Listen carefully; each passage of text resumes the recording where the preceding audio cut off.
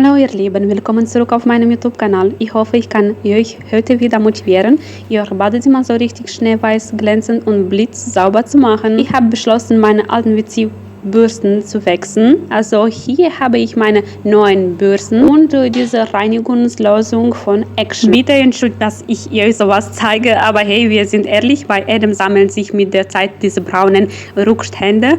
Und sie gehen einfach nicht so easy weg. Da braucht man eine starke Lösung. Also gieße ich das Mittel hinein und lasse es ca. 20 Minuten einwirken. Diese Lösung von Action wird überall gelobt, kostet nur 88 Cent. Und ich habe im Internet so viele Frauen gesehen, die erzählen, wie krass effektiv dieser Reiniger sein soll. Bei dem Preis muss ich das natürlich testen. Wäre ja schade, es nicht auszuprobieren. Mal sehen, was draus wird. Ich mache das gleich in beiden Toiletten, in unserer großen Hauptbadezimmertoilette und auch im kleinen Gäste-WC. In beiden tausche ich die Bürsten aus, in beiden reinige ich alles gründlich.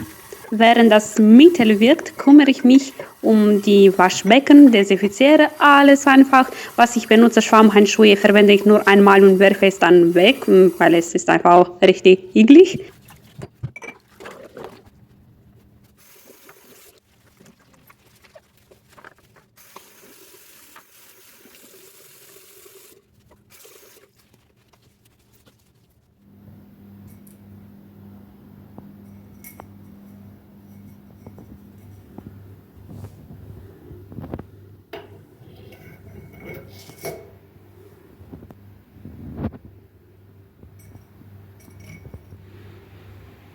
So, Zeit ist um. Schauen wir mal, was im WC passiert ist.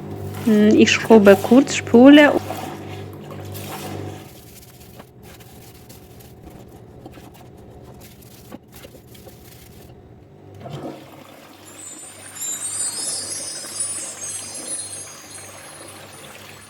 Wow, es ist weiß.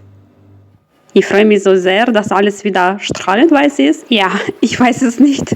Es klingt komisch, dass ich mich so über ein sauberes WC freue, aber die Frauen werden mich verstehen bestimmt. Wenn das Bad glänzt, glänzt die Seele gleich mit. Danke fürs Zuschauen und wir sehen uns im nächsten Video, wenn ich wieder etwas Magisches vollbringe.